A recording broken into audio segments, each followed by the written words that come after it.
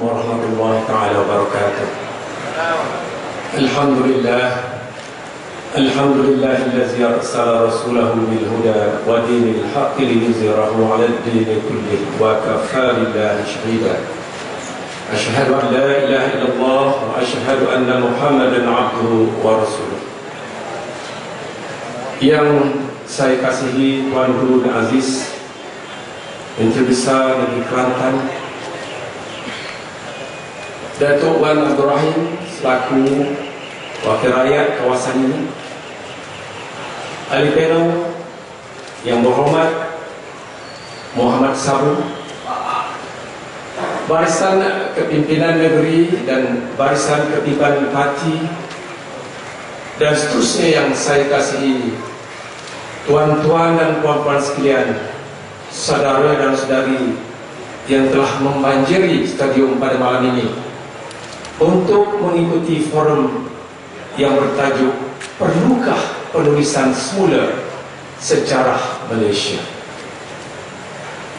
Tuan-tuan dan puan-puan sekalian, persoalan yang dibangkitkan, persoalan yang diheretkan oleh Saudara Mat Sabu berhubung dengan Mat Indra, berkaitan dengan Bukit Kepong, sebenar-benarnya telah mengheret kita kepada persoalan yang lebih besar, yaitu persoalan penulisan sejarah Malaysia itu sendiri.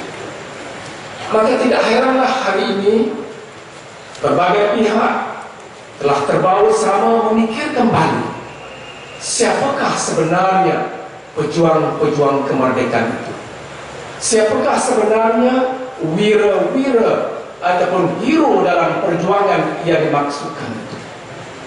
Ini semua telah mengalih pandangan banyak pihak, dari ahli sejarah sendiri hinggalah kepada ahli politik, dari surat khabar biasa kepadalah surat khabar perdana ataupun surat khabar resmi pihak-pihak tertentu ataupun seumpama.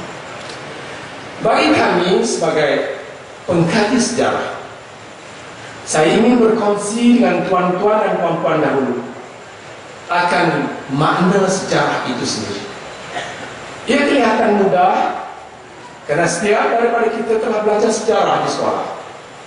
Sebahagian besar daripada kita telah mempelajari sejarah di sekolah-sekolah menengah dan di college-college dan di universiti.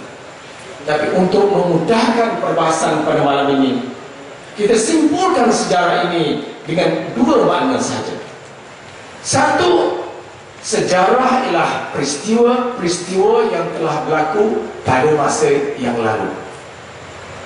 Dan makna kedua ialah segala pengetahuan yang kita ada, yang kita miliki tentang peristiwa tersebut. Mudah saja.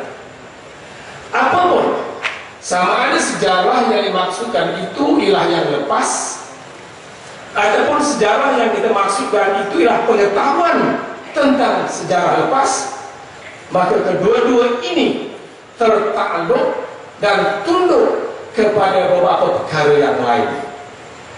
Ini akan membolehkan kita memahami kontroversi perbahasan yang sedang berkeumandang hari ini.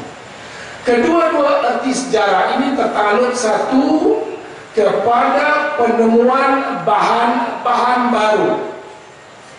Seandainya kita memperolehi dan menggali bahan-bahan baru, fakta-fakta baru, maka itu akan mengubah dan merubah apa saja sejarah yang sudah diterima selama ini, dan seterusnya dan seterusnya.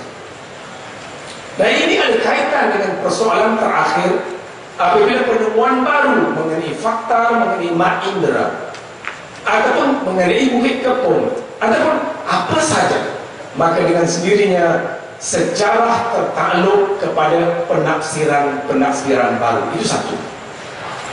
Kedua, penulisan sejarah juga diubah, dipindah apabila yang menulisnya ialah pihak yang menang, pihak yang berjaya, pihak yang memerintah. Maka untuk satu-satu masa kita dapati sejarah sentiasa menjadi suatu anutan yang dibolok oleh golongan pemenang saja. Mereka lah yang membentuk sejarah. Maka kita hanya disumbat oleh sejarah yang direka cipta oleh mereka yang menang ini dan sebagainya. Dan ketiga, sejarah juga adalah tertakluk kepada penafsiran baru akibat pengetahuan tambahan, sehingga sejarah masa lalu itu sentiasa berada dalam keadaan perubahan dan pemindaan. Dan inilah yang menjadikan pengkajian sejarah itu begitu menarik, sebagaimana menariknya hari ini sejarah Malaysia akibat daripada cetusan Yang Berhormat Mat Sabu dan sebagainya.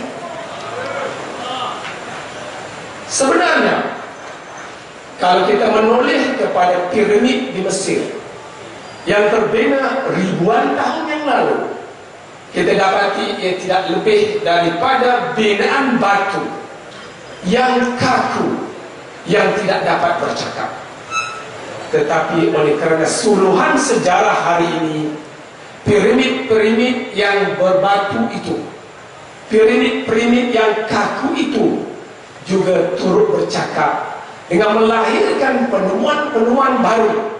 Sehingga hari ini ada yang mengatakan yang melakukan segalanya ini, yang mencipta piramid ini dan sebagainya adalah makhluk-makhluk asing dari langit dan seumpamanya. Ada pula yang mengatakan bahawa yang mencipta piramid-piramid tersebut bukanlah Firaun lagi, tetapi manusia-manusia dari bumi yang lain yang tinggal berdekatan dengan Mesir pada masa itu.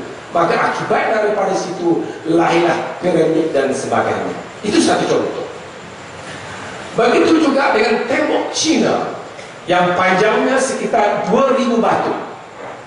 Ia dilahirkan dari batu binaan, dari konkrit yang memanjang mengelilingi negeri Cina. Itu juga dikatakan sudah mulai bercakap hari ini. Kerana daripada kajian arkeologi, kajian bumi dan sebagainya, ternyata bahawa di sebalik binaan tembok tersebut ialah ribuan manusia berbangsa Cina yang telah diperas untuk membina bangunan tersebut, yang mana mayat-mayat dan tulang belulang mereka dikatakan tertimbus dan tertanam di sebalik binaan yang dimaksudkan itu. Artinya apa yang dipuja dan dipuji selama ini dalam bentuk binaan tersebut sesungguhnya terdapat sejarah yang juga tidak kurang menyedihkan dalam bentuk kematian ribuan manusia hatta jutaan manusia akibat daripada binaan yang dimaksudkan itu.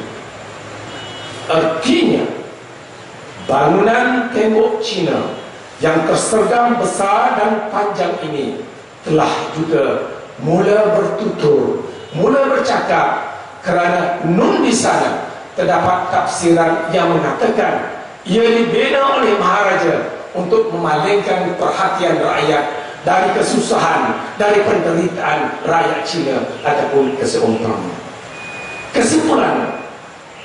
Kesimpulannya ialah bahawa sejarah yang telah berlaku sentiasa terubah dan digubah akibat daripada penafsiran baru, akibat daripada penemuan maklumat baru, akibat daripada perubahan politik di dalam sesebuah negara. Sedangkan selama ini segala apa yang kita terima berhubung dengan perjuangan kemerdekaan ataupun apa saja telah kita telan bulat-bulat, telah kita terima sepenuhnya tanpa kita mempertikaikannya, tanpa kita mempersoalkannya. Tetapi hari ini dengan perubahan politik dalam Malaysia sendiri, dengan pilihan raya yang lalu yang